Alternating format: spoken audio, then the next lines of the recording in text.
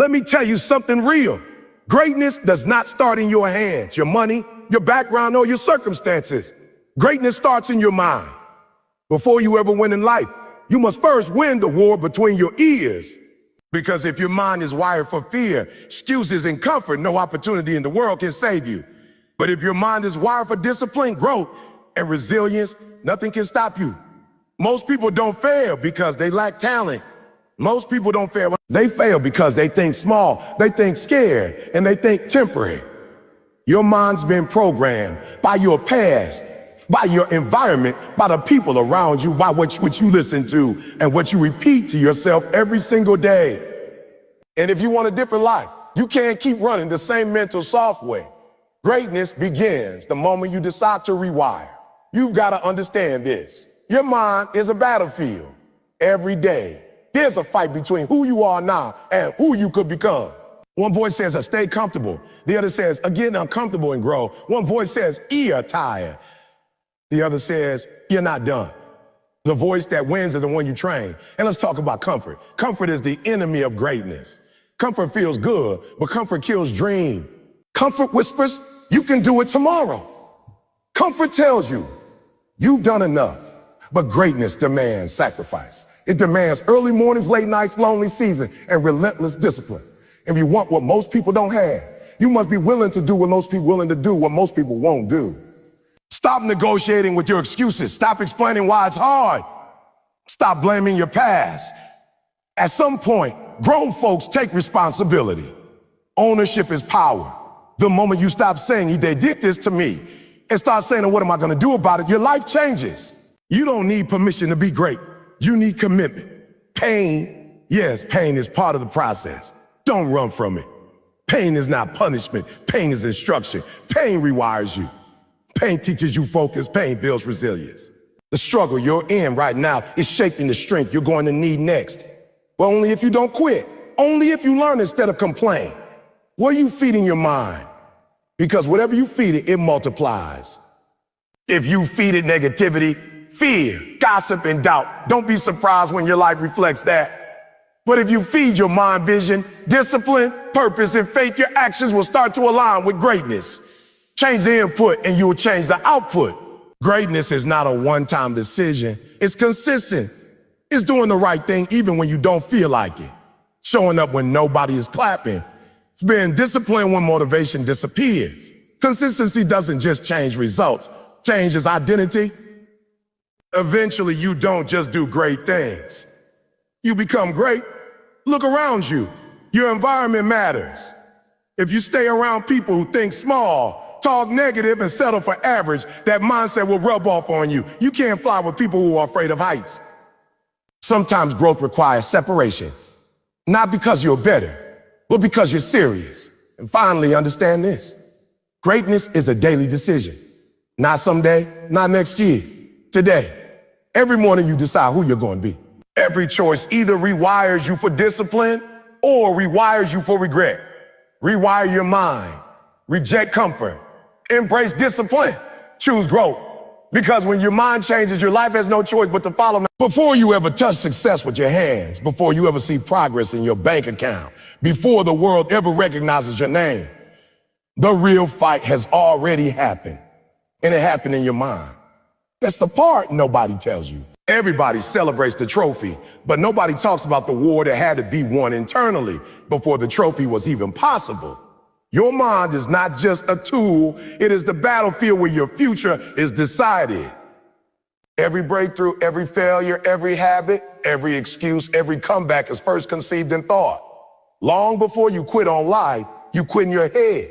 Long before you rise mentally. That's why the first battleground is not the economy, your past, your critics, or your lack of resources. The first battleground is between your ears.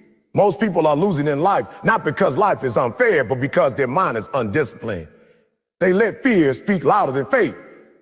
They let comfort speak louder than purpose. They let yesterday speak louder than possibility. And the dangerous thing about the mind is this. It believes what you tell it repeatedly.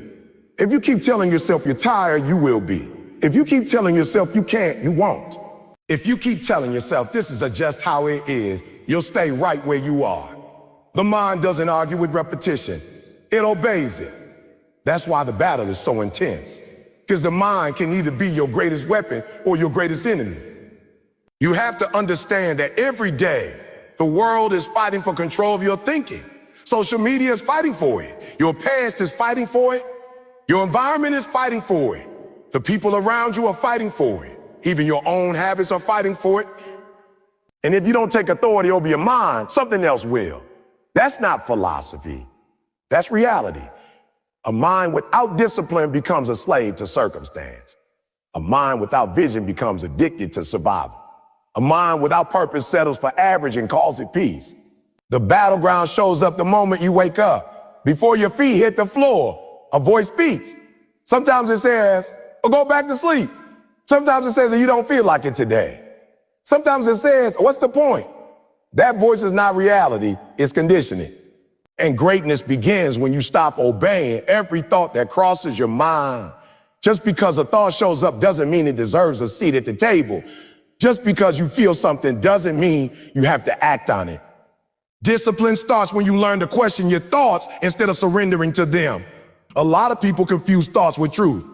They think because they feel afraid, danger must be real. Because they feel tired, rest must be required. Because they feel unqualified, they must be incapable.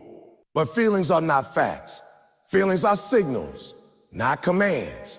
And if you allow feelings to run your life, you'll never cross into greatness. Greatness requires you to move even when your emotions beg you to stop. It requires you to stand firm when your mind tells you to retreat. It requires you to fight internal battles nobody else can see. The mind loves comfort because comfort feels safe. Comfort tells you to stay where you are.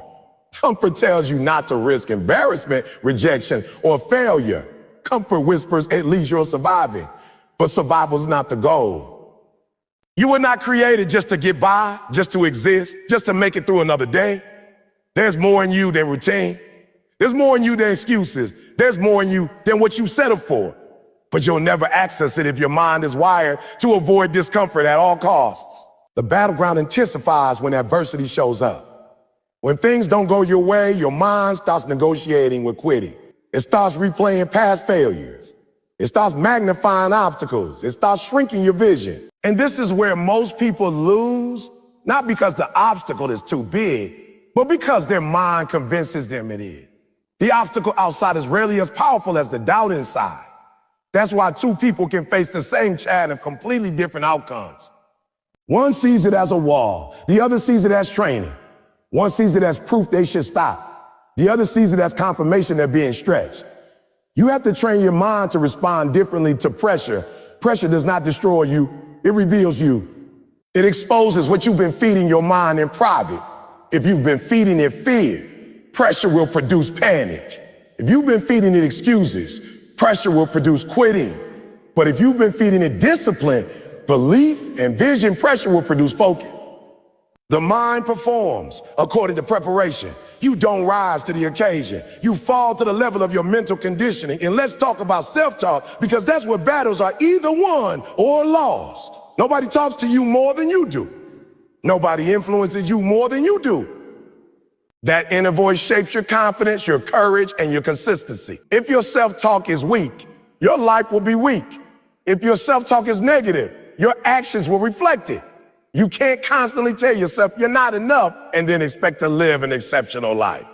You can't rehearse failure mentally and then be shocked when it shows up physically. The mind needs direction. If you don't give it vision, it will default to fear. If you don't give it goals, it will cling to distraction. If you don't give it purpose, it will chase pleasure. And pleasure without purpose leads to emptiness. That's why so many people are busy but unfulfilled. They're active but stagnant. Their mind is occupied but not aligned. They've never decided what they stand for, so they fall for anything that feels good in the moment. Winning the mental battle requires awareness. You have to catch yourself when your thinking drifts toward limitation. You have to interrupt patterns that no longer serve you. You have to challenge beliefs that were formed in pain, trauma, or disappointment.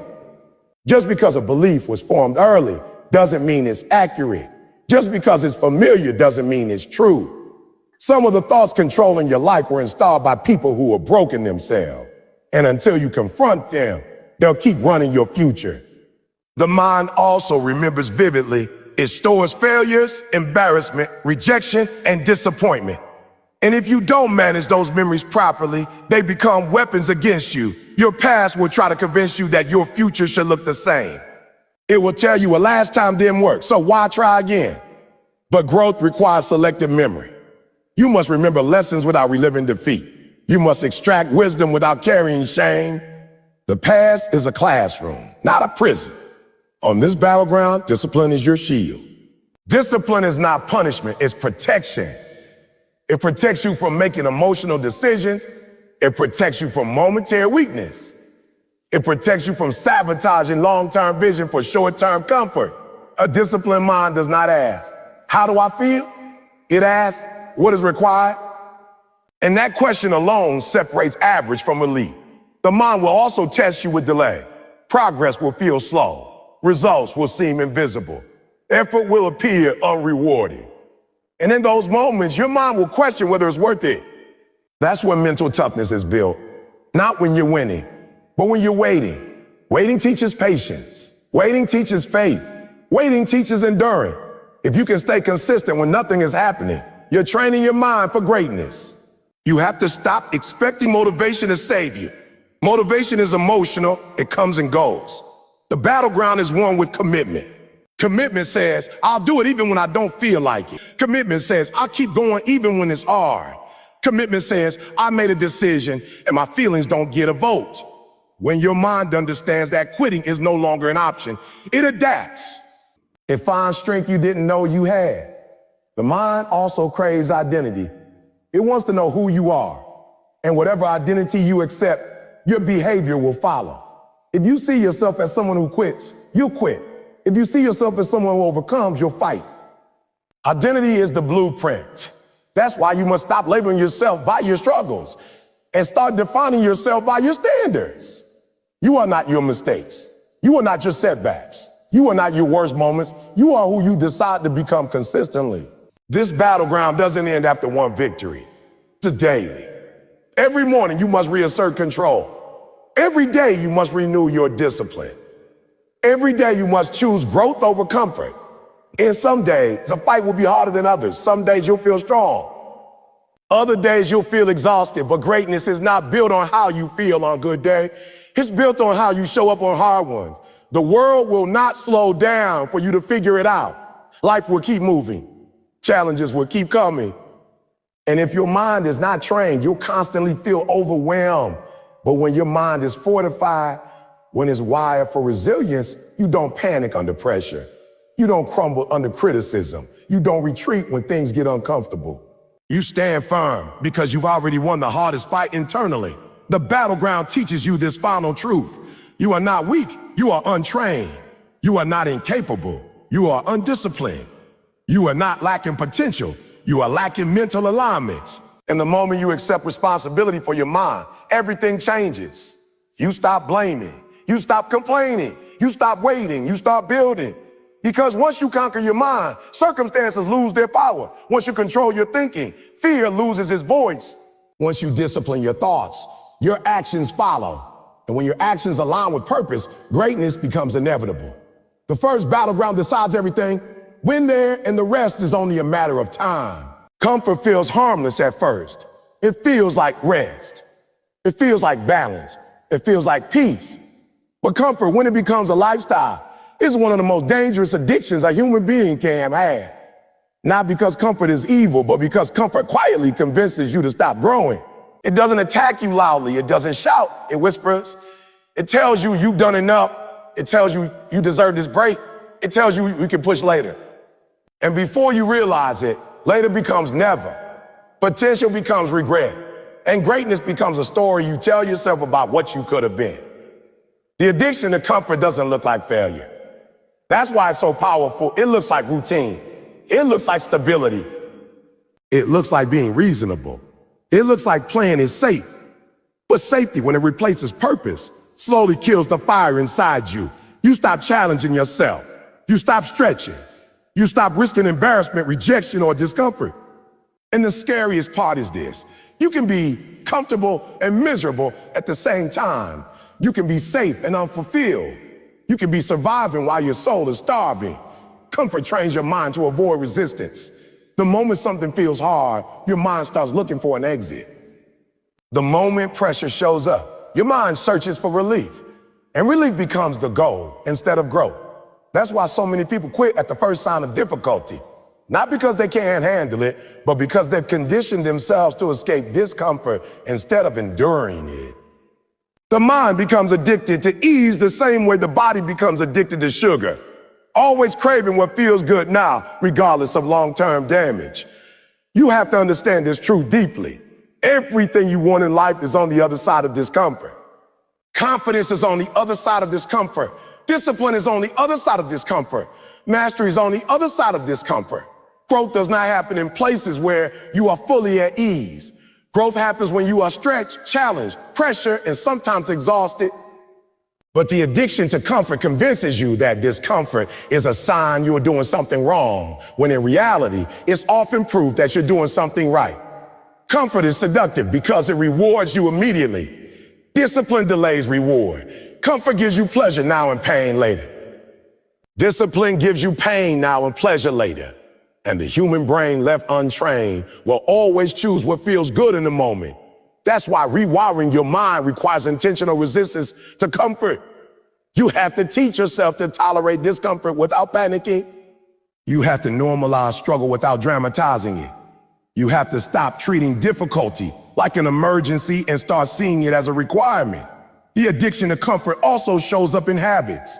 You choose convenience over consistency. You choose easy over effective. You choose familiar over transformative. And every time you do, you reinforce the belief that growth is optional. But greatness is never accidental. It is the result of repeated choices that prioritize long-term vision over short-term relief. Nobody accidentally becomes disciplined. Nobody accidentally becomes resilient.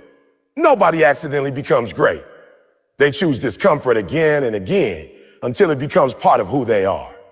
Comfort also affects your standards. When you get used to comfort, you lower the bar to protect. You stop setting challenging goals because they threaten your ease.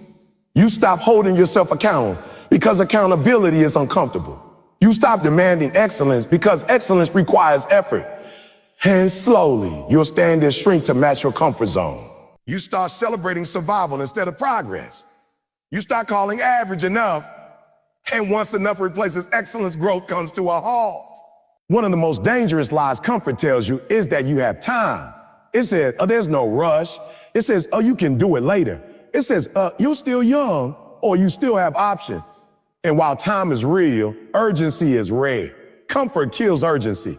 It makes you believe tomorrow is guaranteed. It makes you believe opportunity will wait. It makes you believe motivation will magically return. But time doesn't wait for comfort. Life doesn't pause because you're not ready. And one day, you wake up and realize years passed while you were getting comfortable. Breaking the addiction to comfort requires honesty. You have to ask yourself hard questions. Where am I choosing ease over growth? Where am I avoiding discomfort that I know will make me better? Where am I settling because pushing feels inconvenient? These questions are uncomfortable, but they are necessary. Self-awareness is uncomfortable before it is empowering. You can't change what you refuse to confront. Comfort also hides behind I'm protecting my peace. I'm protecting my peace. I want to stress myself. I'm just being realistic. Sometimes those statements are valid. Rest matters. Balance matters. But when they become shields against effort, they turn into excuses dressed as wisdom. There's a difference between rest that prepares you and rest that replaces you. There's a difference between protecting your peace and protecting your laziness. Growth requires discernment, not avoidance. Your body and mind adapt to whatever you repeatedly expose them to. If you repeatedly expose yourself to comfort, discomfort feels unbearable. If you repeatedly expose yourself to challenge, discomfort becomes manageable. That's why what feels too hard today can feel normal tomorrow if you don't quit. Discomfort is not permanent. Avoidance is. The pain of discipline fades. The pain of regret lingers. And regret is far heavier than effort ever was. Comfort also weakens resilience. When life inevitably hits you with pressure you didn't choose, an untrained mind collapses because it never learned how to endure. It never learned how to stay calm under stress. It never learned how to push through resistance. People addicted to comfort don't fail when life is easy. They fail when life is hard. And life will be hard. That part is non-negotiable. The only question is whether you train for it or avoided it. Breaking this addiction means intentionally choosing discomfort even when you don't feel like it. Doing the work when motivation is gone. Getting up when staying in bed feels better. Speaking up when silence feels safer. Pushing when quitting feels justified. These are not dramatic moments. They are small daily decisions that rewire your tolerance for challenge. Over time, discomfort stops feeling like a threat and starts feeling like a signal that you're expanding. You must also change how you talk about discomfort. Stop calling suffering. Stop exaggerating it. Stop romanticizing ease. Difficulty does not mean disaster. Hard does not mean impossible. Uncomfortable does not mean unsafe. Most of the discomfort you avoid will not kill you. It will sharpen you. But your mind has to be trained to recognize that truth instead of reacting emotionally. Comfort is also contagious. The people you surround yourself with influence your tolerance for challenge. If everyone around you avoids effort, complains about pressure, and celebrates doing the bare minimum, that mindset will normalize comfort. You'll start to feel strange for pushing yourself. You'll feel guilty for wanting more. You'll feel pressure to slow down. That's why growth often requires separation. Not because you're better, but because you're serious. The addiction to comfort also shows up in how you handle boredom. When things get repetitive, uncomfortable, or slow, your mind looks for stimulation, scrolling, eating, distracting. Anything to avoid sitting with the discomfort of discipline. But mastery is built in boredom. Progress is built in repetition. Greatness is built when you can do the same difficult thing consistently without applause. Comfort hates boredom. Discipline, use it. You have to redefine what a normal feels like. For most people, normal is ease. For high performers, normal is effort. They don't wait for things to feel easy. They don't expect the process to be comfortable. They expect resistance. And because they expect it, they don't panic when it shows up. They don't interpret discomfort as a signal to stop. They interpret it as confirmation they're on the path. Breaking the addiction to comfort does not mean living in exhaustion. It means living with intention. It means choosing growth even when it's inconvenient. It means resting strategically, not escaping habitually. It means understanding that comfort is a reward, not a lifestyle. You earn comfort through discipline. You don't build discipline through comfort. Your future self is shaped by the discomfort you are willing to endure today. The confidence you want is on the other side of the fear you avoid. The strength you want is on the other side of the effort you resist. The life you want is on the other side of the comfort you cling to. And no one is coming to push you. No one is coming to force you. This is a personal decision. The moment you start choosing discomfort on purpose, something shifts inside you. You stop fearing hard days. You stop running from pressure. You stop negotiating with excuses. Your mind begins to trust you. It learns that when things get tough, you won't abandon the mission. And that trust builds self-respect. Self-respect builds confidence. Confidence fuels action. Action creates results. Comfort promises safety, but discipline creates freedom. Comfort keeps you dependent on circumstances. Discipline makes you independent of them. Comfort limits your capacity. Discipline expands it. And while comfort feels good today, discipline feels good forever. The addiction to comfort ends the moment you decide that growth matters more than ease, purpose matters more than pleasure, and who you're becoming matters more than how you feel right now. Break the addiction and you don't just change your habits. You change your identity. You become someone who can handle pressure, endure discomfort, and keep moving forward even when it's hard. And that person is unstoppable, not because life becomes easy, but because comfort no longer controls you. Excuses are easy because they protect the ego. They give you a reason to stay the same without feeling guilty about it. They sound logical. They sound reasonable. They sound convincing, especially when you repeat them long enough. But here's the truth most people don't want to hear. Excuses don't remove responsibility. They only delay growth. Every excuse you make today quietly steals from the future you say you want. And the longer you live in excuses, the harder it becomes to recognize how much control you've actually given away. Ownership is uncomfortable because it forces you to look in the mirror without filters.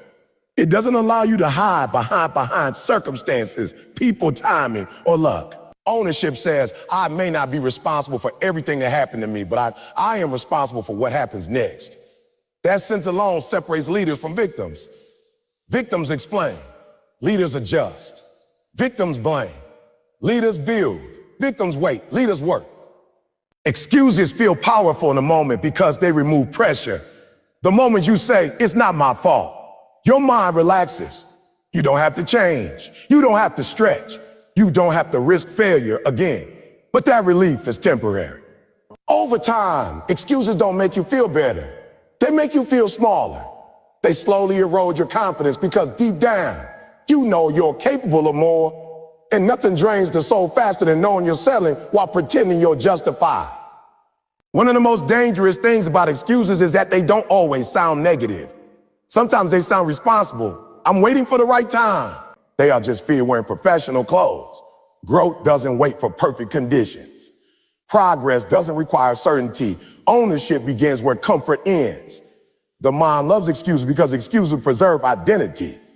If you fail and it's someone else's fault, your self-image stays intact. If you don't try and blame circumstance, your ego stays safe. But greatness requires ego death.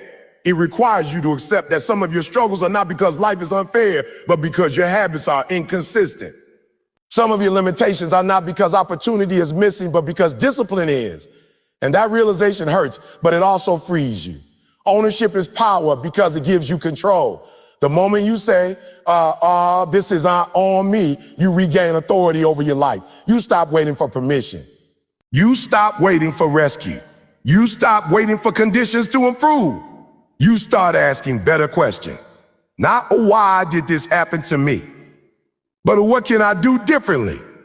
Not who failed me, but how can I improve? Those questions change outcomes. Excuses keep you focused on the past. Ownership keeps you focused on solutions. Excuses keep you explaining. Ownership keeps you executing. And execution, even when imperfect, always beats intention without action. The world does not reward potential. It rewards progress. It rewards progress. It rewards consistency. You can have the best reasons in the world for why something didn't happen, but reasons don't build results. Many people confuse ownership with self-blame. They think taking responsibility means beating themselves up, drowning in guilt or reliving mistakes. That's not ownership. That's self-punishment. Ownership is not about shame. It's about clarity. It's about seeing reality clearly enough to change it. You acknowledge the mistake, extract the lesson, and move forward stronger. No drama, no excuses, no denial. Excuses also weaken trust, especially self-trust. Every time you promise yourself you'll do something and then excuse your way out of it, your mind remembers. Over time, your mind stops believing you. Motivation fades because motivation depends on trust. Why would your mind give you energy if history shows you don't follow through? Ownership rebuilds that trust. When you do what you said you would do, even when it's hard, you restore credibility with yourself. And self-trust is the foundation of confidence. Blame is another disguise of excuses. It feels justified. Sometimes it even is justified. People do wrong things. Systems are flawed. Life is unfair. All of that can be true and still irrelevant to your growth because blame keeps your focus outward. Ownership turns inward. And the only place you can actually make change is inside your own actions. Blame might explain why something happened, but it will never change what happens next. Ownership also forces you to confront uncomfortable patterns of procrastination, patterns of inconsistency, patterns of quitting when things get hard, patterns of starting strong and finishing weak. These patterns don't disappear with excuses. They deepen. Ownership interrupts them. It forces you to admit, I've been here before. I know how this ends if I don't change. That awareness is painful, but it's also the doorway to transformation. The reason many people resist ownership is because it removes the safety net. When you own your choices, you can't hide anymore. If you fail, you feel it fully. If you succeed, you can't credit luck alone. Ownership demands maturity. It demands emotional strength. It demands that you stop being entertained by your own stories and start being honest about your habits. Ownership also changes how you see obstacles. Instead of asking, why is this happening to me? You start asking, what is this teaching me? You stop seeing problems as punishments and start seeing them as feedback. Feedback is information. Information is power. Power allows you to adjust strategy instead of surrendering vision. Excuses keep you reactive. Ownership makes you proactive. Reactive people wait for circumstances to force change. Proactive people change before circumstances break them. Reactive people live in cycles of frustration. Proactive people live in progress. And progress, even slow progress, creates momentum. Momentum silences doubt better than motivation ever could. There's also a difference between explanation and excuse. Explanation seeks understanding to improve. Excuse seeks justification to stay the same. Ownership allows explanation, but it rejects excuse. You can acknowledge difficulty without surrendering responsibility. You can admit something was hard without concluding it was impossible. That distinction matters because the way you interpret difficulty determines whether you grow or stall. Ownership also reshapes discipline. When you stop blaming external factors, you start controlling internal ones. You focus on sleep, habits, preparation, effort, and consistency. You stop waiting to feel like it. Stop negotiating with moods. You do what needs to be done because you decided who you want to become. Discipline stops feeling like punishment and starts feeling like alignment. One of the hardest moments in growth is realizing that nobody is coming to save you. No perfect mentor, no perfect opportunity, no perfect timing. That realization can feel lonely, but it's also empowering. Because once you accept that responsibility is yours, you stop feeling helpless. You stop feeling stuck. You realize that even small actions done consistently can change the direction of your life. Ownership doesn't mean you never fail again. It means when you fail, you don't stay down. You don't make excuses for repeating the same mistakes. You adjust faster. You recover quicker. You learn deeper. And over time, those adjustments compound into transformation. Excuses shrink your world. Ownership expands it. Excuses limit options. Ownership creates them. Excuses keep you talking. Ownership keeps you moving. And movement, even imperfect movement, creates clarity. Clarity does not come from thinking more. It comes from doing more. You will never feel completely ready to take full ownership. That feeling doesn't arrive first. Action does. You step into responsibility before confidence shows up. You act before certainty arrives. And through action, your identity shifts. You stop seeing yourself as someone who reacts to life and start seeing yourself as someone who directs it. Ownership also changes how you handle success. You don't get arrogant because you know how much effort it took. You don't get lazy because you know consistency created it. You don't fear losing it because you trust your process. Ownership builds humility and confidence at the same time. A rare but powerful combination. At some point, excuses must expire. The story you've been telling yourself has to end, not because your pain wasn't real, but because your future deserves more than endless explanation. Ownership is the moment you stop asking for understanding and start demanding results from yourself. And yes, ownership is heavy. It comes with pressure. It comes with pressure. It comes with accountability. It comes with discomfort. But it also comes with freedom.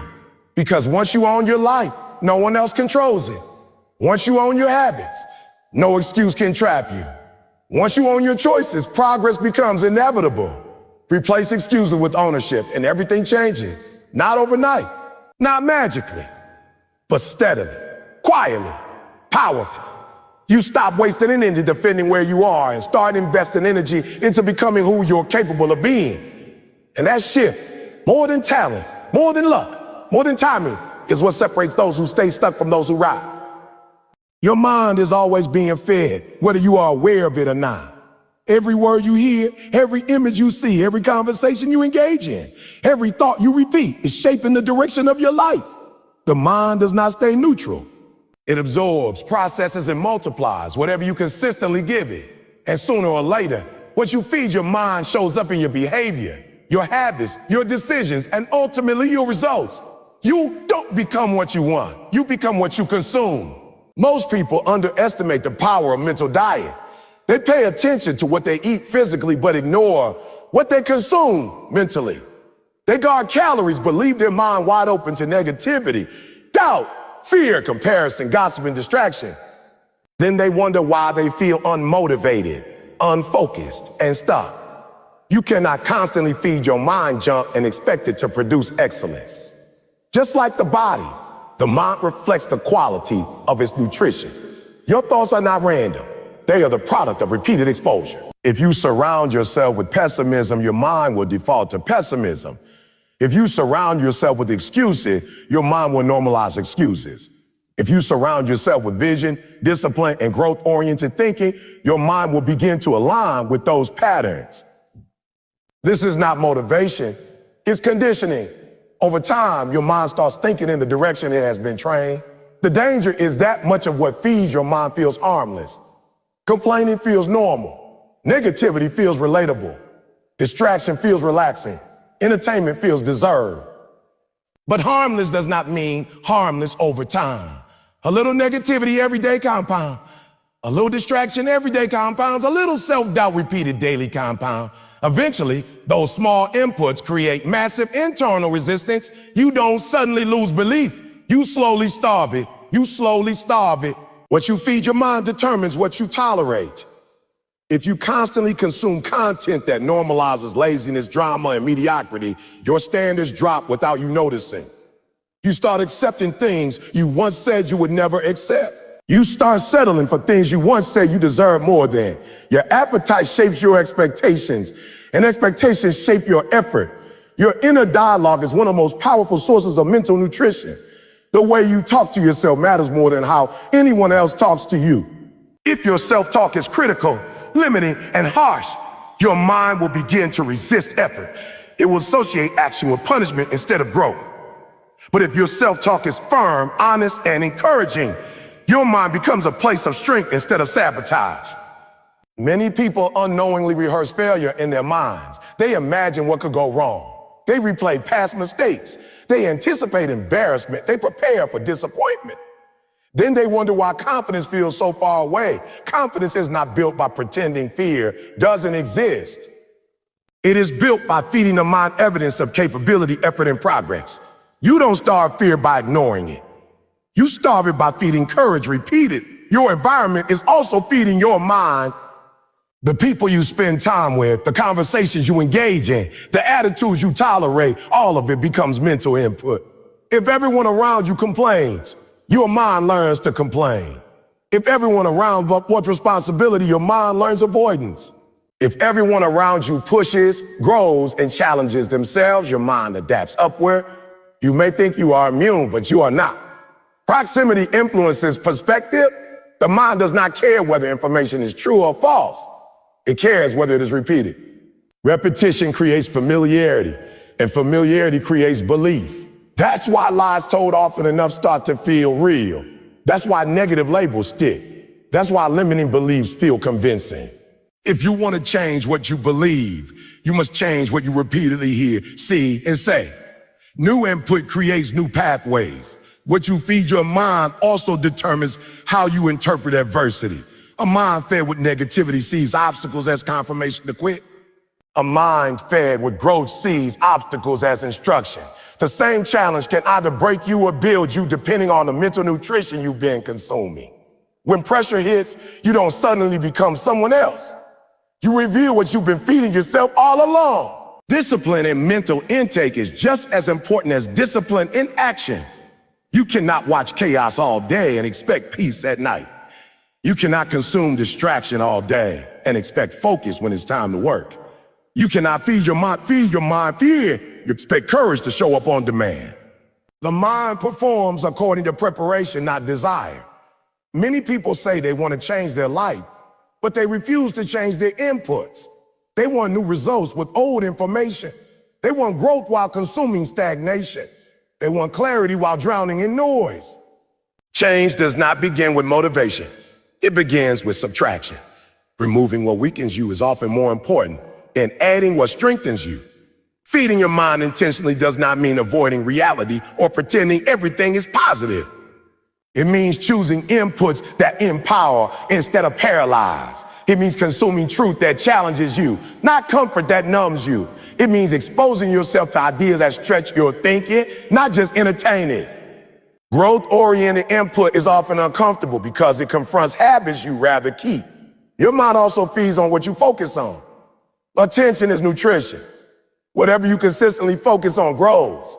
If you focus on problems, problems multiply.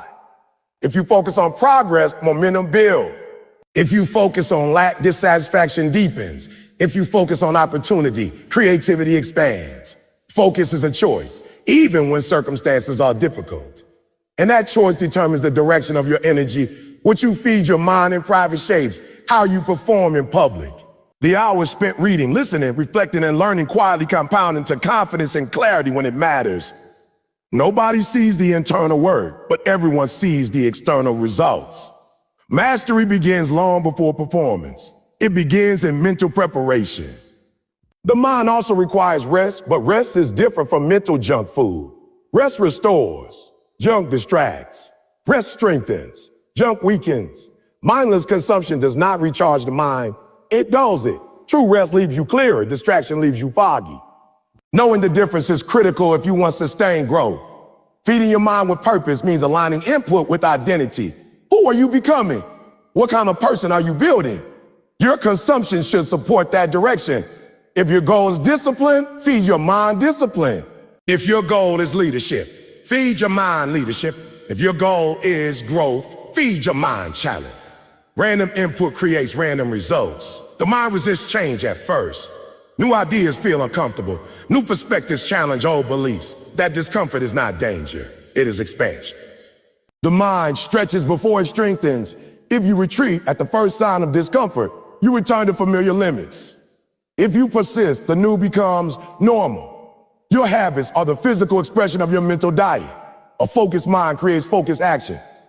A distracted mind creates scattered effort. A confident mind creates decisive movement. A fearful mind creates hesitation. You cannot separate thought from behavior. One feeds the other. Many people wait for inspiration to change what they feed their mind. But inspiration follows action, not the other way around. You choose better input first. You guard your mental space first. And slowly your motivation rises to meet your discipline. Waiting to feel like it keeps you stuck. Acting despite resistance rewires your appetite. Feeding your mind well also means being selective with negativity. Not all criticism is bad, but constant exposure to cynicism erodes belief. There is a difference between realism and defeatism. Realism acknowledges difficulty and moves anyway. Defeatism magnifies difficulty and surrenders. Know the difference. Choose voices that challenge you to rise, not settle. Your mind is powerful, but it is also impressionable. It believes what it hears most often. If you don't consciously choose what feeds it, it will consume whatever is available. And whatever is available is often designed for distraction, not development. Protecting your mind is not weakness. It is wisdom. Over time, intentional mental nutrition changes your default state. You begin to think differently without forcing it. You respond instead of react. You focus instead of scatter. You persist instead of quit. Not because life got easier, but because your mind got stronger. Greatness is not built by occasional inspiration. It's built by consistent nourishment. It is built by consistent nourishment. Day after day, choice after choice, input after input. You feed your mind discipline and it gives you resilience. You feed your mind vision and it gives you direction. You feed your mind fear and it gives you hesitation. The return is inevitable. If you want to change your life, start by changing what you allow into your mind. Be ruthless with your inputs. Be intentional with your focus. Be disciplined with your attention. Because in the end, you don't rise to what you hope for. You sink or soar to what you've been feeding yourself all along. Consistency is not glamorous. It does not trend. It does not get applause in the beginning. It does not give you instant validation or immediate reward. But consistency is a quiet force that rewrites who you believe you are. It reshapes identity, not through motivation, but through proof. Every time you show up, even when you don't feel like it, your mind records evidence. And over time, that evidence becomes belief. You stop hoping you are disciplined and start knowing you are. That is the power of consistency. It doesn't just change outcomes, it changes self-perception. Most people think identity comes first and behavior follows. They believe once they feel confident, focused, or motivated, then they'll act accordingly. But in reality, behavior comes first. Identity follows repetition. You don't wake up one day believing you are strong. You become strong by repeatedly doing hard things. You don't suddenly see yourself as committed. You earn that identity by staying consistent when quitting feels justified. The mind updates identity based on patterns, not promises. Every action you repeat is a vote for the person you are becoming. One workout does not make you fit. One focused session does not make you disciplined. One brave decision does not make you confident. Repeated actions compound into character. Consistency is how the mind collects evidence. And once the evidence is overwhelming, doubt loses its argument. The reason consistency is so powerful is because it bypasses emotion. Motivation is unreliable. Feelings change. Energy fluctuates. Circumstances shift. But consistency does not depend on how you feel. It depends on what you decided. When you commit to consistency, you stop asking, oh, do I feel like it? And start asking, what does the person I'm becoming do today? That shift removes negotiation. And when negotiation ends, progress accelerates. Inconsistency creates identity confusion. One day you push, the next day you quit. One day you're disciplined, the next day you disappear. Your mind doesn't know who you are. So it defaults to the safest identity, someone who stops when things get hard. That's not because you are weak, but because your actions taught your mind that quitting is an option. Consistency removes that option. It trains the mind to expect follow through. Every time you break a promise to yourself, even a small one, your mind takes note. Over time, broken promises erode self-trust. You start doubting your own words. You hesitate to commit because history tells you that you might not follow through. Consistency rebuilds that trust. When you do what you said you would do, especially when it's inconvenient, you restore credibility with yourself. And self-trust is the foundation of confidence. Consistency also simplifies life. When something becomes non-negotiable, decision fatigue disappear. You don't debate whether to show up, you just do. You don't rely on willpower. You rely on structure. This frees mental energy for growth instead of argument. The most disciplined people are not constantly fighting themselves. They've already decided. Small, consistent actions outperform intense, but inconsistent effort every time. Intensity feels productive, but without consistency, it fades. Consistency feels slow, but it compounds. The mind learns through repetition. Neural pathways strengthen through frequency, not force. That's why daily effort, even when modest, rewires the brain more effectively than occasional bursts of motivation. Consistency is also how fear is neutralized. Fear thrives on uncertainty. When you act consistently, fear loses leverage. You stop wondering whether you can do it because you're already doing it. Action silences doubt more effectively than thinking ever will. Over time, fear stops showing up because it's no longer useful. Identity is shaped by what you do when no one is watching. Public wins are built on private consistency. The discipline you practice in silence becomes confidence and pressure. When challenges arise, you don't panic because you train. Your response is automatic, not emotional. Consistency turns effort into instinct. Many people quit too early because they don't see immediate results. But consistency works below the surface first. It rewires habits. It reshapes self-image. It builds capacity. The external results lag behind internal change. If you stop because you can't see progress, you interrupt the process just before it pays off. Consistency requires patience, but patience rewards you with permanence. Consistency also teaches humility. You stop chasing shortcuts. You stop believing overnight success. You respect the process. You understand that greatness is built in repetition, not moments. This humility keeps you grounded and focused. It protects you from ego-driven decisions that sabotage long-term growth. When consistency becomes part of your identity, discipline no longer feels like punishment, it feels like alignment. You're not forcing yourself to act against who you are. You're acting in harmony with who you've become. That's when effort feels lighter, even when the work is hard. Resistance decreases because your actions match your self-image. Consistency also builds resilience.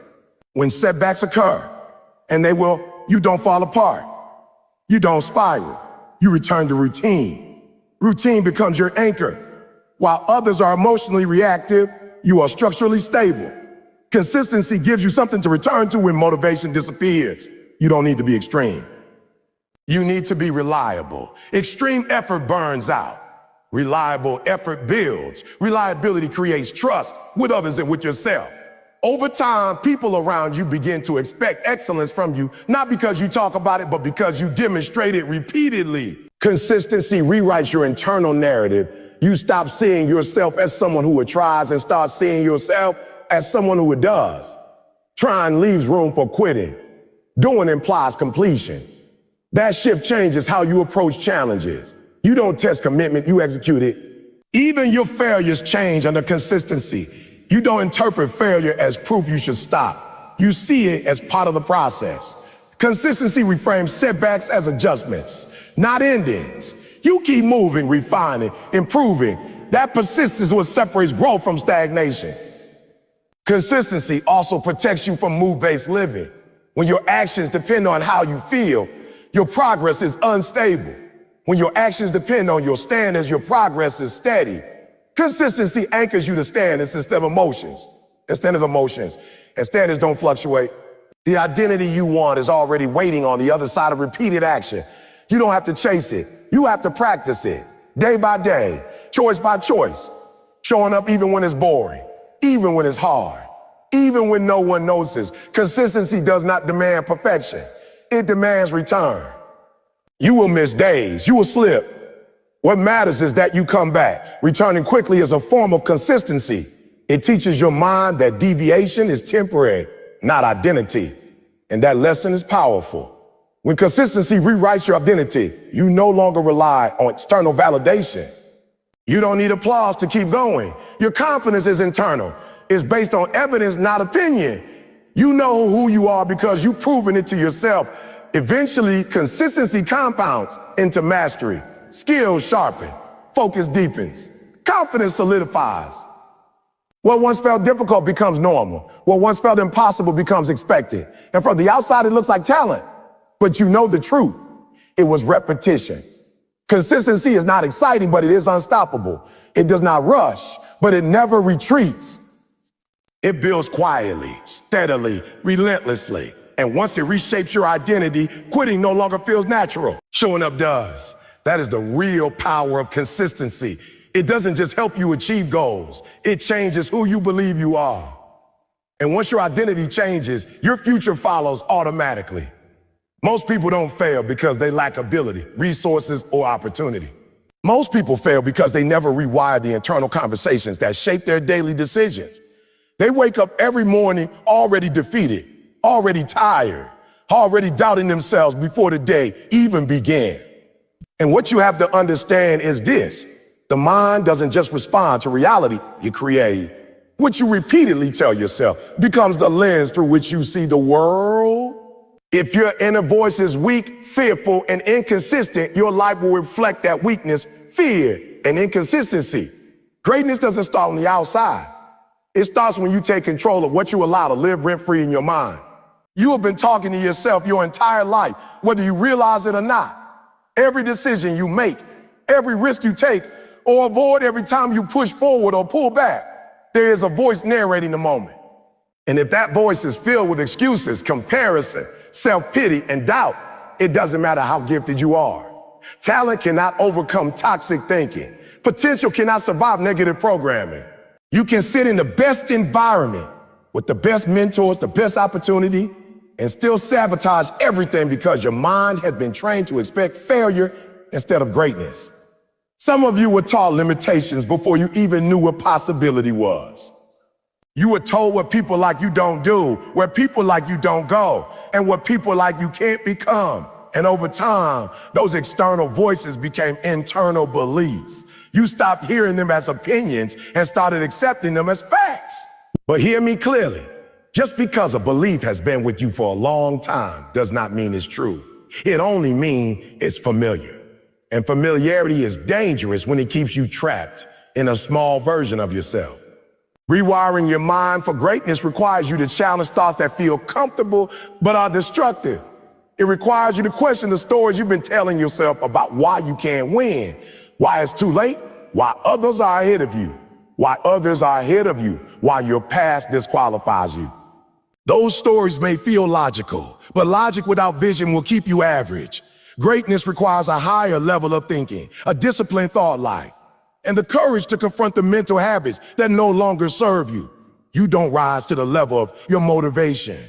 You fall to the level of your thinking. That's why motivation alone isn't enough. You can watch speeches, listen to music, feel hyped for a moment. But if your mind is still programmed for survival instead of excellence, you will always retreat when pressure shows up. Pressure exposes programming. When life hits you hard, you don't become someone new. You reveal who you've been training your mind to be all along. The mind is like a muscle. Whatever you exercise gets stronger. If you constantly rehearse fear, fear gets stronger. If you constantly replay failure becomes familiar. If you constantly compare your journey to someone else's highlight reel, insecurity grows. But if you deliberately practice discipline, resilience, focus, and self-belief, those qualities begin to dominate your responses. You don't accidentally think great thoughts. You choose them, especially when everything around you is trying to pull you back into old patterns. One of the hardest parts of rewiring your mind is letting go of mental shortcuts. Excuses are mental shortcuts. Blame is a mental shortcut. Comfort is a mental shortcut. They allow you to avoid responsibility while feeling justified. But greatness demands ownership. When you stop blaming circumstances and start examining your thinking, you take your power back. You realize that even when you can't control what happens to you, you can control how you interpret it, respond to it, and grow from it. Your thoughts shape your habits, and your habits shape your destiny. That's why small, repeated thoughts matter more than big, occasional breakthroughs. The way you talk to yourself during ordinary days determines how you perform during extraordinary moments. Greatness is built in the unseen hours, in the quiet discipline of choosing better thoughts when nobody is watching, applauding, or encouraging you. Some of you are fighting battles in your mind that nobody else can see. You're smiling on the outside, but doubting yourself on the inside. You're working hard, but questioning whether it will ever pay off. You're showing up, but secretly wondering if you're enough. And I need you to hear this. Your mind is not your enemy, but it can become one if left undisciplined. You have to stop letting every negative thought sit at the table. Not every thought deserves your agreement. Some thoughts need to be challenged, corrected, and replaced. Rewiring your mind means you stop asking, what if I fail? And start asking, what if I grow? It means you stop interpreting struggle as a sign to quit and start seeing it as evidence that you're stretching beyond who you used to be. Growth is uncomfortable. Transformation is messy. And greatness often feels lonely before it feels rewarding. If your mind isn't trained to endure discomfort, you will mistake temporary pain for permanent defeat. You have to learn how to speak life to yourself when silence is loud, when results are slow, when progress feels invisible.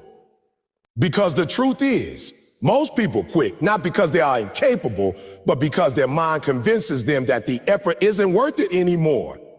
That voice will tell you to rest when you need to push, to quit when you need to persist, and to settle when you were built to rise.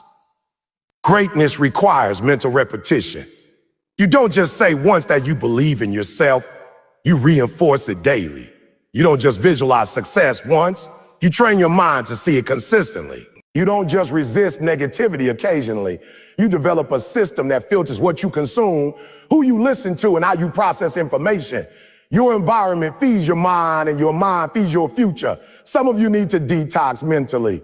Too much noise, too many opinions, too much comparison, too much distraction. You can't rewire your mind while constantly feeding it chaos. You need moments of clarity, focus, and intentional thinking. You need time to remind yourself who you are, what you're working toward, and why quitting is not an option. Rewiring your mind doesn't mean you never doubt yourself. It means doubt no longer controls you. It means fear shows up, but it doesn't get the final decision. It means failure happens, but it doesn't define you. You begin to see setbacks as feedback, delays as preparation, and pressure as proof that you're being shaped for something greater. At some point, you have to stop negotiating with your lower self. The version of you that wants comfort over commitment, excuses over execution, and familiarity over growth will always have a reason to stay the same. But the version of you that is destined for greatness requires sacrifice, consistency, and mental toughness. And that battle happens in your mind long before it shows up in your action. You don't become great by waiting for confidence. Confidence is built by keeping promises to yourself. Every time you do what you said you would do, even when you don't feel like it, your mind begins to trust you. Discipline creates self-respect. Self-respect fuels belief. That's how rewiring happens, through action aligned with intention. Repeat it until it becomes identity. Your future is listening to how you talk to yourself today. Your goals are responding to the thoughts you rehearse daily. Most people never reach their potential, not because the world is against them, not because they lack opportunity, and not because life is unfair, but because they allow their own minds to betray them. The thoughts you nurture, the habits you reinforce, and the stories you tell yourself define the ceiling of your achievements. You may be capable of extraordinary things, but if your mind has been trained to expect mediocrity, to fear struggle, or to settle for comfort, that ceiling becomes invisible. You can't see it and you can't break it. Greatness begins when you confront the narratives inside your own head and refuse to let them control your life. Every day your mind is bombarded with messages from everywhere. Social media, peers, family, advertisements, and past experiences all speak to you, some consciously, most unconsciously. And unless you choose carefully what you listen to, your mind will absorb whatever is loudest, most repetitive, or most familiar. Familiarity is dangerous.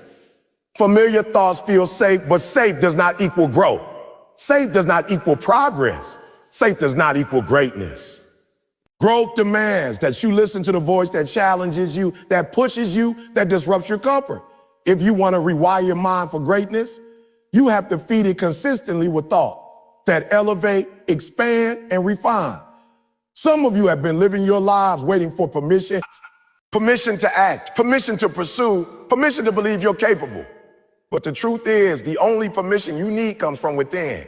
The problem is that your mind has been conditioned to wait for opportunity, to wait for clarity, to wait for motivation, to wait for others to validate your potential. And while you wait, life passes. Greatness does not wait. Greatness demands you step up before you feel ready, before conditions are perfect, and before confidence shows up. Waiting only reinforces doubt. Acting rewires your mind. Rewiring your mind begins with awareness. Awareness is seeing the thought patterns that are holding you hostage. Awareness is recognizing the internal dialogue that whispers, you can't do it, or this is too hard, or you're not ready. And once you are aware, you can intervene. You can challenge the lies your mind has been telling you. You can rewrite the story in a way that supports growth, resilience, and courage. Most people never intervene because they are comfortable with excuses. But comfort is a slow killer. Comfort ensures that your potential remains dormant. The mind is a battlefield. Every day there are forces pulling you toward fear, distraction, and mediocrity. And if you are not actively training your mind, it will default to survival, not expansion. Greatness is not built by accident. It's built deliberately. It is built by choosing thoughts, habits, and actions that align with the person you want to become, even when it is uncomfortable, even when no one is watching, even when it feels like nothing is happening. That repetition over time rewires your neural pathways and reshapes your identity. Your habits are the proof of your thinking. You can talk about being disciplined, focused, and committed, but if your actions do not reinforce those beliefs consistently, your mind will continue to doubt you. Neural pathways in the brain strengthen with repetition. What you do daily creates the architecture of your thinking. If you consistently choose excuses, fear, and avoidance, those pathways dominate. If you consistently choose courage, discipline, and persistence, your mind adapts. This is why showing up even when you don't feel like it is more powerful than motivation itself. Motivation fluctuates, but repetition solidifies identity. Most people fail not because of a lack of resources, but because of inconsistency in their inner dialogue. They want to be successful, but allow themselves to rehearse failure mentally every day. They want to grow, but feed their mind thoughts of doubt, envy, and comparison. They want to be strong, but avoid the discomfort that builds resilience. Every day, your mind records the signals you give it. What you say to yourself is more important than what anyone else says about you. If you want to rewire for greatness, you have to speak to yourself with intention, clarity, and courage. Fear is one of the most powerful inhibitors of rewiring. Fear feels real. Fear feels urgent. Fear feels unavoidable, but fear is often just a signal that growth is near. Fear signals that you are about to do something that matters, something outside your comfort zone. The difference between people who grow and people who remain stagnant is not that the former are fearless. It's that they act despite fear. Every time you choose courage over comfort, you strengthen the pathways in your mind that reinforce resilience, confidence, and persistence. Your mind is also heavily influenced by the stories you consume. If you spend your days immersed in drama, negativity, or the accomplishments of others, your own mind begins to normalize distraction and dissatisfaction. Comparison is the thief of focus. It tells your mind that someone else's success diminishes your opportunity. Rewiring requires that you curate the inputs that enter your mental space. You must surround yourself with ideas, people, and messages that push you forward, not hold you back. Rewiring the mind requires discipline, not desire. Desire is fleeting. Motivation is temporary. Discipline is consistent. Discipline is showing up when your body wants rest, when your emotions want comfort, when your mind wants to quit. Discipline creates patterns that your mind cannot ignore. And over time, those patterns become identity. You start to see yourself as someone who finishes, who fights, who persists, who overcomes. Identity cannot be wished into existence. It must be built through repeated intentional action. Adversity is also a crucial component of rewiring. Struggle, challenge, and pain are not punishments. They are lessons. The mind grows through resistance. Every failure, every setback, every moment that tests your patience is a brick in the foundation of resilience. If you approach life expecting it to be easy, your mind will resist growth when things get difficult. But if you see challenges as training, as signals to adjust, as opportunities to grow, your mind begins to embrace pressure instead of avoiding it. Rewiring is accelerated through persistence under pressure. You cannot outsource greatness. No one can think for you, push you, or discipline your mind consistently. External input helps, but the real transformation begins internally. You are responsible for the thoughts you entertain, the habits you reinforce, and the actions you take consistently. Greatness requires ownership of your mental life. You must audit your thoughts, filter out destructive patterns, and replace them with thoughts that empower. This is not easy. It requires relentless attention. But it is necessary if you want to achieve extraordinary results. The mind resists change because change feels uncomfortable. It prefers the familiar, even if the familiar is limiting. That's why most people settle for mediocrity. That is why most people talk about potential without realizing it. But discomfort is the currency of transformation. Every time you choose to persist when your mind wants to quit, every time you choose to focus when your mind wants to scroll, every time you choose action when your mind wants procrastination, you are literally rewiring your neural pathways. You are teaching your mind what reality is supposed to look like. Rewiring also requires emotional control. Your emotions are signals. They tell you what is happening, not what you must do. Too often, people react to emotion instead of responding with intention. Anger, fear, doubt, and frustration can all be leveraged if you learn to interpret them correctly. Instead of allowing emotions to dominate your thinking, observe them, acknowledge them, and make a conscious choice that aligns with your vision. Over time, this creates a mind that is resilient under pressure, unwavering in focus, and disciplined in action. One of the most neglected aspects of rewiring the mind is reflection. You must review your thoughts and patterns regularly. You must ask yourself, what am I rehearsing mentally? What stories am I telling myself? Which beliefs are holding me back? Reflection allows you to identify toxic thinking before it solidifies. Without reflection, your mind drifts into autopilot, defaults into old patterns that no longer serve your growth. Another component is patience. Rewiring the mind is not instantaneous. Neural pathways take time to strengthen. Habits take time to stabilize. Identity takes time to crystallize. You cannot measure growth by short-term results. You must measure it by whether your mind is consistently showing up in alignment with your values, purpose, and vision. Patience ensures that you do not abandon progress just because it is invisible in the moment. Accountability is essential as well. Surround yourself with people who will challenge your thinking, question your excuses, and celebrate your growth. But remember, the ultimate accountability is to yourself. Your mind listens to itself first. If you repeatedly break promises to yourself, your mind loses trust. If you repeatedly honor your commitment, your mind gains confidence. That internal trust becomes a foundation that no external obstacle can shake. Language matters. The words you speak to yourself are the seeds your mind will grow. Stop using diminutive language. Stop saying, I can't. I'm not ready. It's too hard. Replace those statements with intentional declarations. I am capable. I will figure it out. I will persist. The mind internalizes repetition. The thoughts you repeat are the beliefs you embody. Not the person you are becoming, not like the one you were yesterday. Rewiring your mind also requires exposure to challenge. Comfort does not build greatness. Comfort preserves the familiar, and the familiar limits your potential.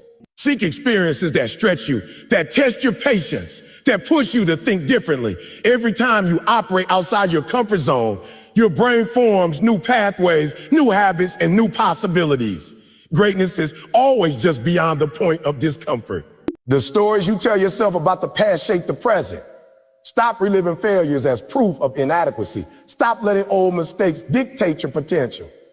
Use the past as evidence that you are still standing, still capable, still able to grow. Every scar is a marker of survival. Every challenge you endured is proof of resilience.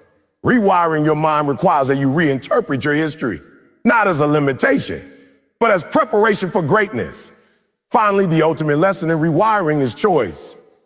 Every moment is an opportunity to choose the thought you entertain, the emotion you nurture, and the action you take. Your mind is a garden. If you feed it weeds, it will grow weeds. If you feed it seeds of discipline, courage, and vision, it will produce a harvest aligned with your goals. Rewiring is simply conscious cultivation. You choose what lives rent-free in your head. You choose which narratives define you, and you choose who you are going to become in the process. Greatness begins inside the mind. It is not external, it is internal. Your circumstances, your past, and your environment may influence you, but they do not define you. What defines you is what you allow your mind to believe about itself, how you respond to challenge, and how consistent you are in nurturing the thoughts that serve your growth.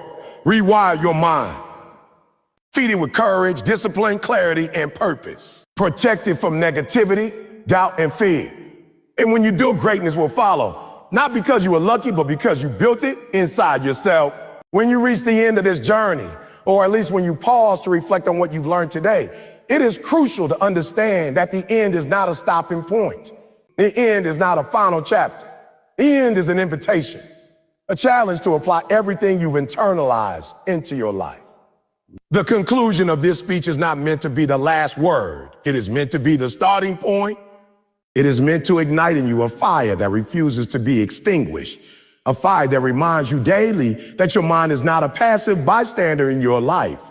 It is the engine, the governor, and the architect of everything you will ever achieve. If you leave here thinking that greatness is something that happens to you, you will leave disappointed. Greatness does not happen. Greatness is created moment by moment, thought by thought, decision by decision. And the final truth I want you to walk away with is that the responsibility to rewire your mind, to reclaim your destiny, and to live the life you were built for belongs entirely to you. Every moment you spend doubting yourself, every moment you allow fear, distraction, or negative thinking to creep into your consciousness is a moment wasted. Time is the one resource you cannot replenish. And the truth is, your mind is constantly stealing moments from you if you allow it to run on autopilot. Every mental conversation you have with yourself matters. Every thought you give permission to live rent-free inside your head shapes the trajectory of your life. You may not feel it now, but in 5, 10, or 20 years, the sum of all those little thoughts will become the measure of your accomplishment or the evidence of what could have been. That is why rewiring your mind is not optional. It is survival. It is the difference between living a life of regret and living a life of purpose. The beauty and the challenge of the mind is that it is a double-edged sword. It can be your greatest ally or your fiercest enemy. It can lift you to heights you never imagined, or it can trap you in a cycle of fear, doubt, and mediocrity. The difference lies in awareness, in discipline, and in intentionality. You cannot passively hope that your mind will choose greatness for you. You must choose it for yourself. You must feed it. You must train it. You must fight for it.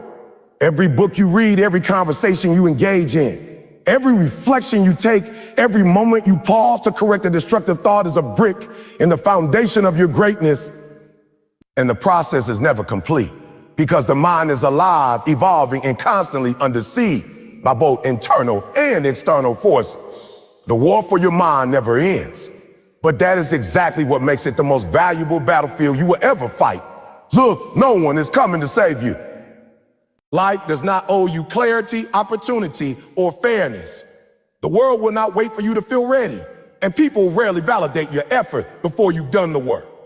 If you sit around waiting for permission, you will be left behind. Greatness requires ownership. It demands that you stop blaming circumstances, stop waiting for others, and start holding yourself accountable for the thoughts you cultivate and the actions you take. Every decision to step up, to show up, to act in alignment with the person you want to become strengthens the neural pathways of courage, resilience, and discipline. Every choice to settle, to hesitate, to allow doubt to dominate weakens them. Your mind is like a garden. What you plant, what you nurture, and what you allow to grow determines the harvest of your life. And let me tell you this, it's not enough to just act when it's convenient. It's not enough to feed your mind with positivity occasionally or to visualize your goals when you feel motivated. True rewiring happens in the unseen hours, in the moments when no one is watching, when the world is quiet and your mind wants to retreat into comfort. It happens when you face resistance and choose discipline over desire. It happens when you take action despite fear or uncertainty. That is when the invisible work becomes visible results. That is when habits solidify into identity. That is when the mind that once doubted itself becomes the mind that drives destiny. You must understand that failure is not a signal to quit. Failure is not proof that you're incapable. Failure is a lesson, a feedback loop, a challenge disguised opportunity. The mind that has been rewired for greatness interprets failure differently.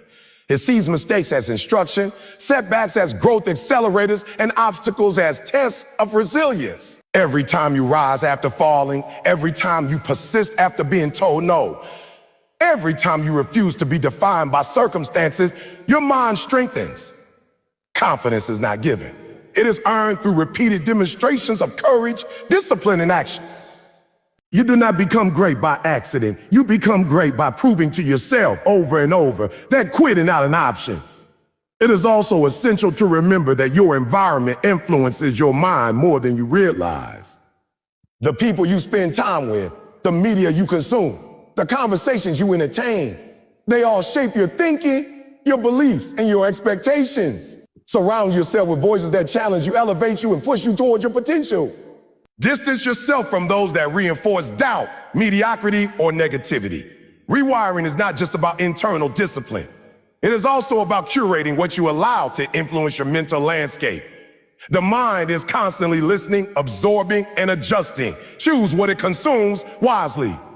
But rewiring is not just about external influences.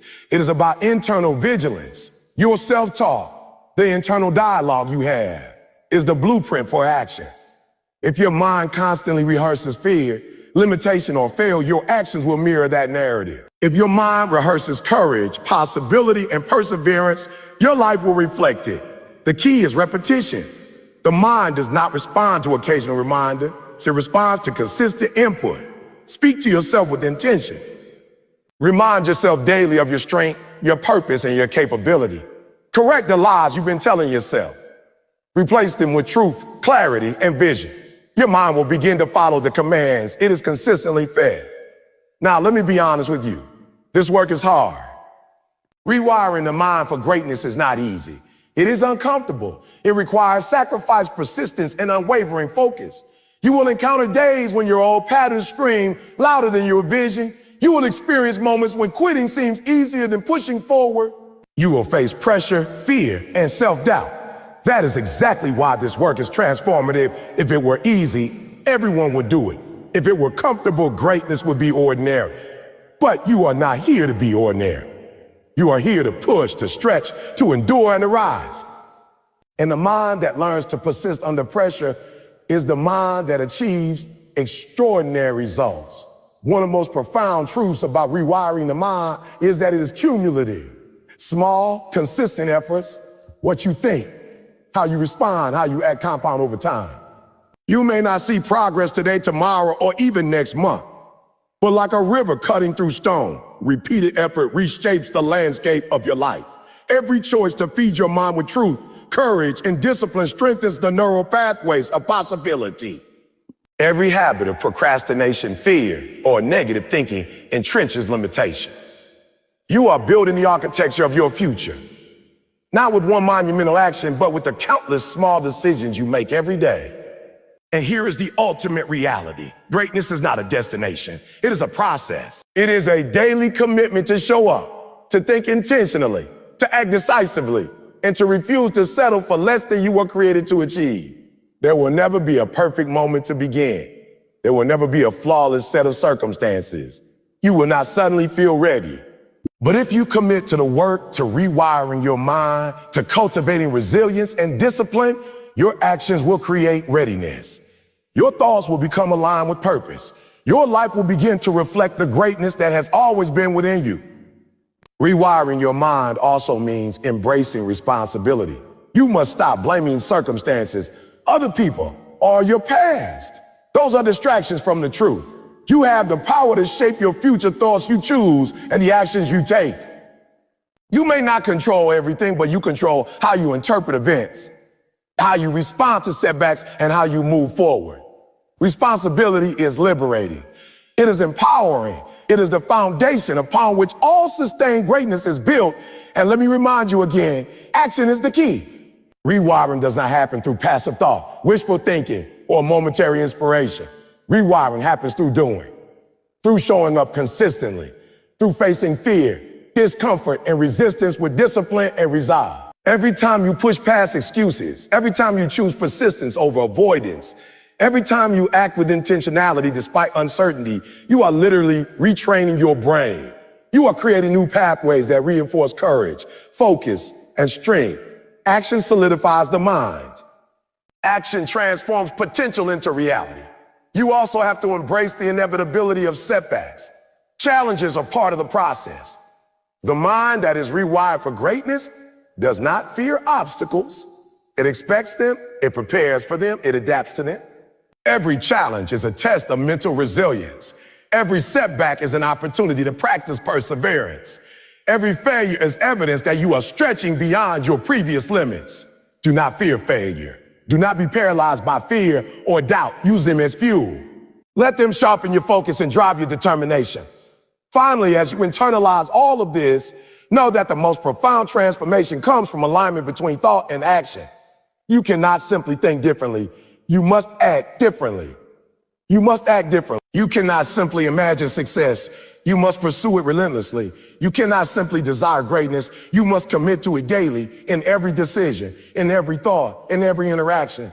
When thought and action align, the mind becomes unstoppable. Identity becomes undeniable. And the life you once imagined as distant or impossible begins to unfold naturally. So, as I close this speech, I challenge you to take one final step. Beyond listening, beyond understanding, beyond agreeing. Take the step of commitment. Commit to your mind. Commit to the discipline of thought. Commit to the relentless pursuit of growth. Commit to challenging yourself when it is uncomfortable. Commit to consistency when it is inconvenient. Commit to responsibility when it is easier to blame. Because the truth is, the mind that is rewired for greatness will not only change your life, it will define your legacy. And that's the gift you owe to yourself, to the world, and to the person you are destined to become. Greatness is not waiting for you somewhere out there. It is waiting inside you patiently, persistently, and powerfully. Rewire your mind and you unleash it. Feed it, protect it, challenge it, and strengthen it. Show up for yourself every day. Fight for your future with every thought and action. Discipline your mind because the mind shapes destiny. And when you do, there is nothing in this world that can stop the life you were meant to live.